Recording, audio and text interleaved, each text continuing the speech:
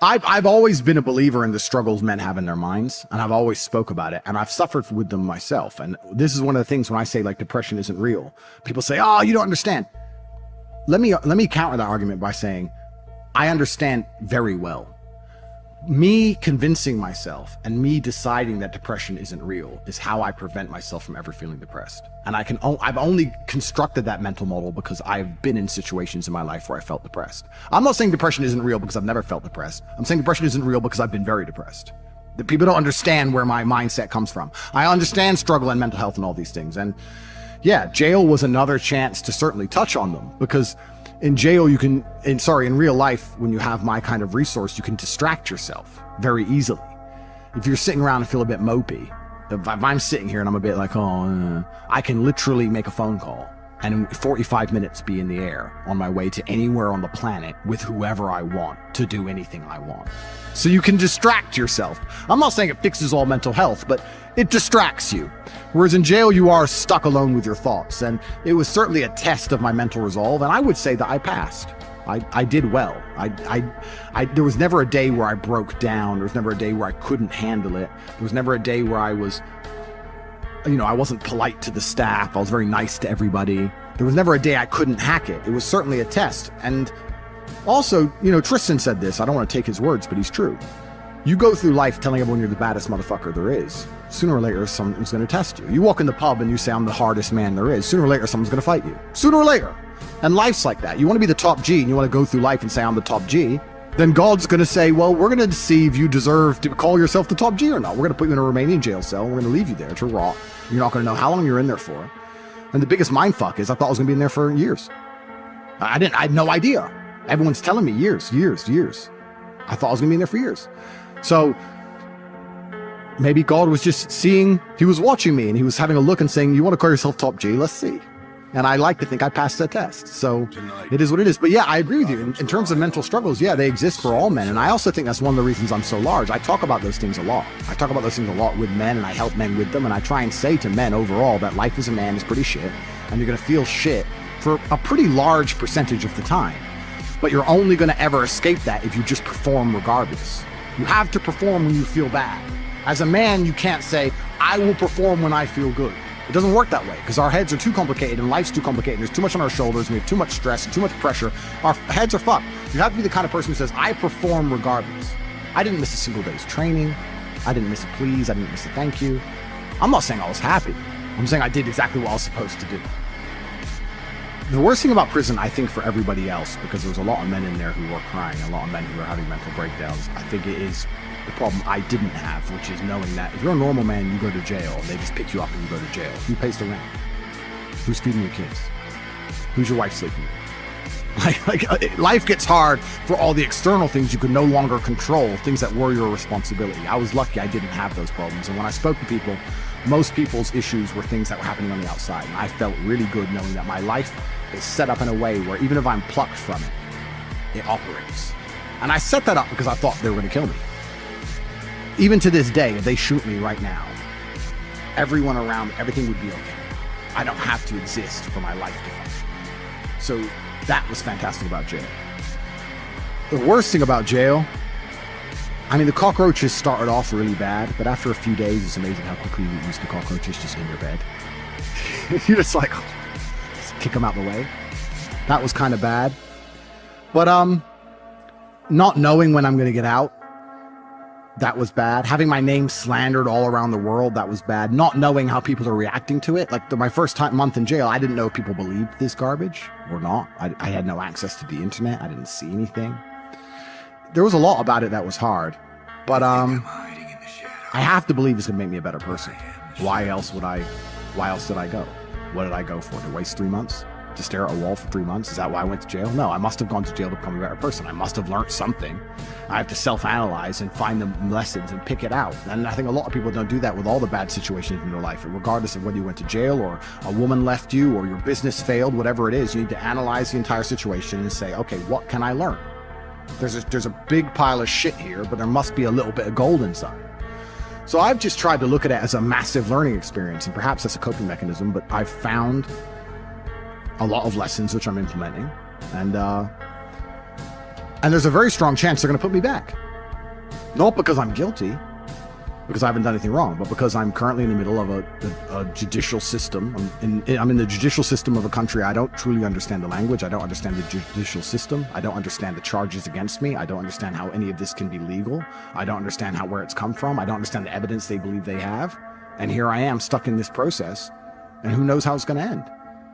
There are moments in your life that you feel overwhelmed by life, by people, by your own circumstances, by struggles. We all get knocked down in every aspect of life. Life has a way of humbling you. Life will make you shut up. Life will mute you. You're gonna feel awkward and stupid and dumb sometimes. At times you won't want to come out the house. At times you'll be feeling bad and don't know why. What's wrong? I don't know. Just leave me alone. You will cry. You're gonna fail, and you're gonna be in your head. You're gonna be saying, I'm not good enough. But it's okay. It goes with the territory. It's a part of the deal. The real challenge of growth comes when you get knocked down. You got to get messed up sometime. You got to get dirty. You got to get your feelings hurt. You got to get disappointed. You're going to ask somebody for some money. He going to tell you no. That's just dirt. How you handle it, that's where the growth takes place. You want to take responsibility for your life. I got me here, I can get me out of this. If somebody came and knocked you down, there ain't nothing you can do about it.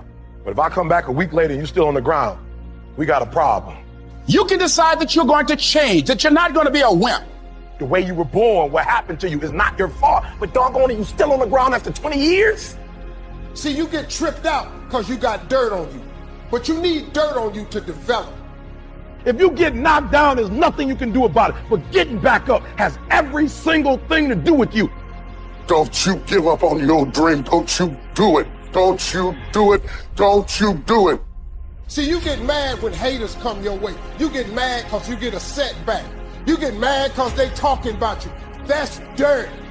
You are not the only person that's been through a divorce, boo. Get over it. You're not the first one they let go of. You won't be the last one. The question is, what you gonna do about it? I'm not going to be a volunteer victim. You can decide that you're going to stand up to life. I just need you to identify what your pain is, and then I need you to ask yourself what you're gonna do about it. And maybe you've been knocked down in your life and it seems like, hey, the fight is over. It is not over unless you quit. You can permit it to let it hold you down, or you can decide, I'm not going to let that happen to me. You have a choice to either give up or get up. You got to get gritty, man. You got to develop some dog in you. You can decide, I'm going to work on myself and develop myself. I'm going to empower me. You have to learn to turn and look at every obstacle as an opportunity. I will not give up. Every time I get knocked down, I will get back up and I will succeed.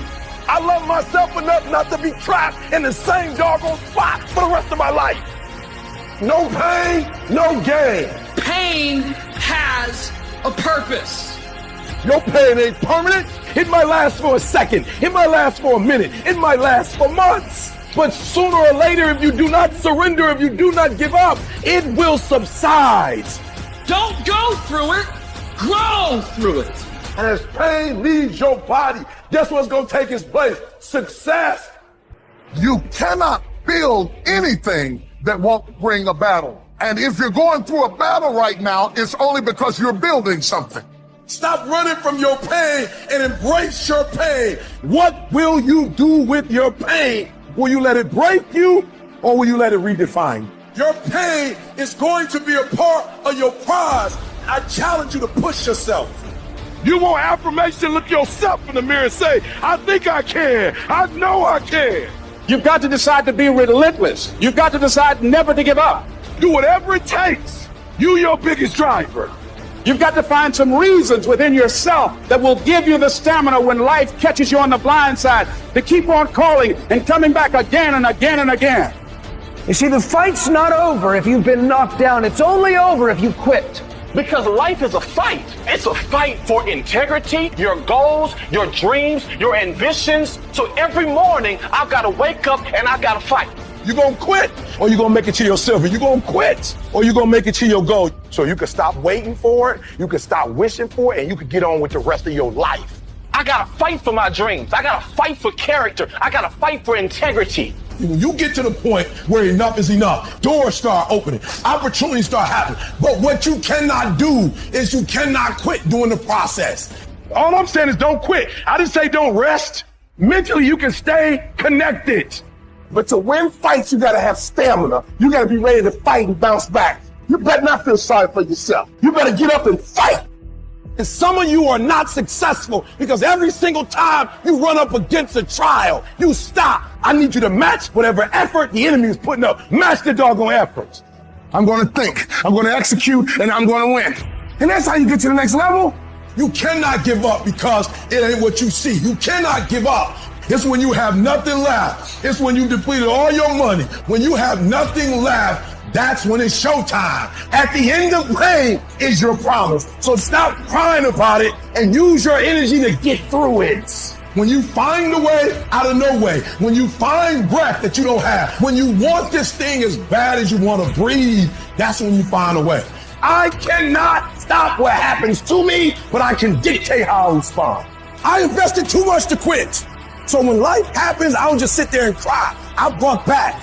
Because all of us, if you live long enough, will go through a period of feeling so overwhelmed. Sooner or later you feel, oh God, just get me out of this. I wish I could tell you it's gonna get easier. I wish I could tell you that, but that's not the truth. The truth is you gotta find something within. Life's gonna whip your butt. Life is gonna bully you. Stop crying, let it hit you, but don't let it punk you. And when you find out what your why is, when you find your why, you find a way to make it happen.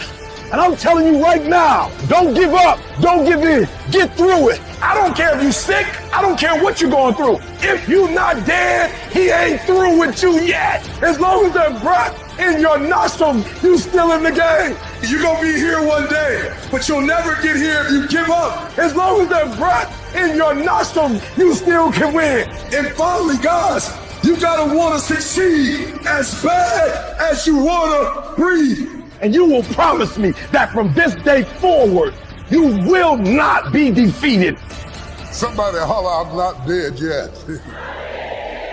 Don't count me out. I may be sick, I may be crazy, I may be confused, but I'm not dead yet. Some people live in the cemetery of their failures. And I want to say to somebody who's fallen, or everybody hates you, and everybody walked away from you, don't live where they left you.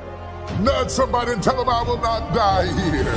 Whatever it takes for me to get out, I gotta get out of here. I will not die on drugs. I will not die in depression. I will not die where you met me.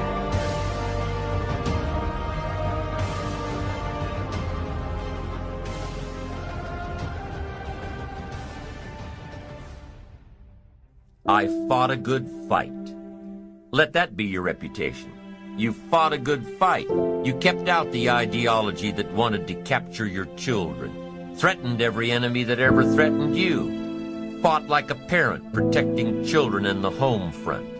Let that be your reputation. You fought a good fight. And whether or not you won, at least let your reputation be that you fought a good fight, fought for your rights, fought for the game. You fought for your integrity. You fought for honesty. You fought for success. You didn't leave any energy unspent. You fought. The major key to have success of any kind, you've got to leave this reputation behind. I fought a good fight. Wow. I kept the faith.